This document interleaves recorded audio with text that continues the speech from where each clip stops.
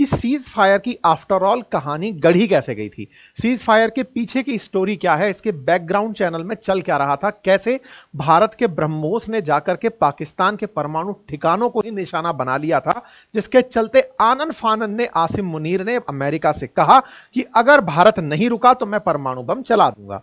भारत को फोन किया गया, अमेरिका द्वारा कहा गया कि आपने परमाणु ठिकानों पर परमाणु हथियार जहां रखे हैं वहां पर ही हमला कर दिया है, स्थितियां विकट हैं, यहां से आगे परमाणु हमले हो जाएंगे, एक दूसरे के ऊपर परमाणु बम चला दिए जाएंगे, कृपया करके रुक जाइए।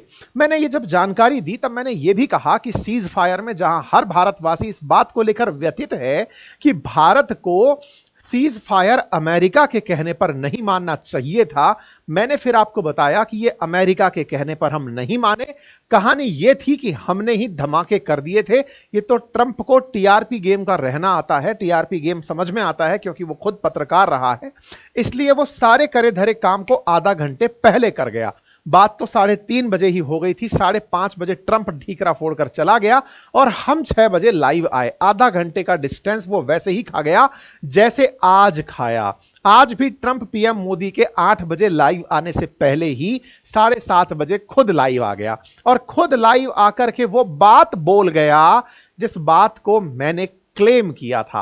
और मैं अगेन आपको बार बार एक बात बोल रहा हूं कि इस पूरी घटना जब से ऑपरेशन सिंदूर चल रहा है, हमने आपको बहुत सी बातें पहले ही प्रेडिक्ट की हैं कि ऐसा होगा और वो हुआ है। अगर आप यकीन रखते हैं तो आप इसे जाकर के सुनिएगा और फिर कमेंट बॉक्स में आकर बताइएगा कि आपने ऐसा कहा था।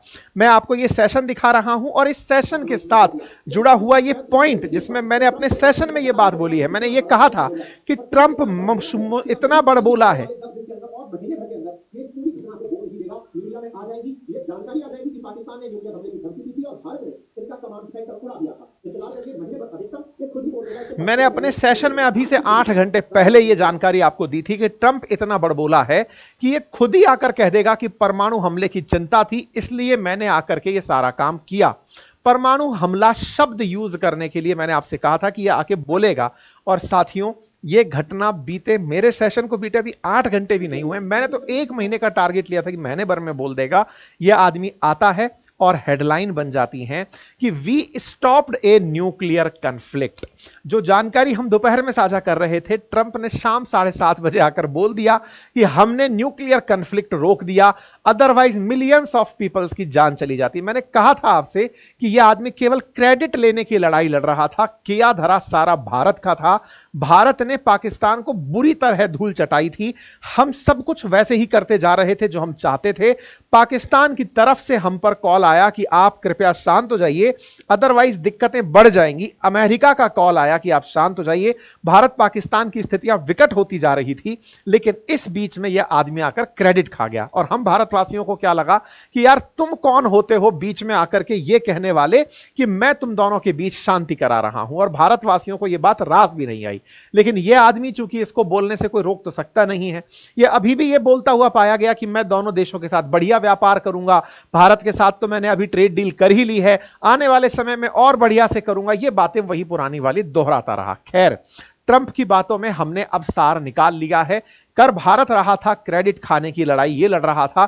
जो आदमी 2 दिन पहले तक ये कह रहा हो कि ये भारत पाकिस्तान का आपसी मसला है, अचानक वो एक्टिवेट कैसे हुआ, जेडी वैंस कैसे एक्टिवेट हुए, मार्को रूबियो कैसे एक्टिवेट हुए, अब ये किसी को बताने की जरूरत नहीं है, क्योंकि इस प्राणी ने खुद ही क्लियर कर दिया है कि परमाणु हमले तक बात पहुंच गई थी। और वो मैंने आपको दोपहर के सेशन में ही बता दी थी कि कहानी क्या थी।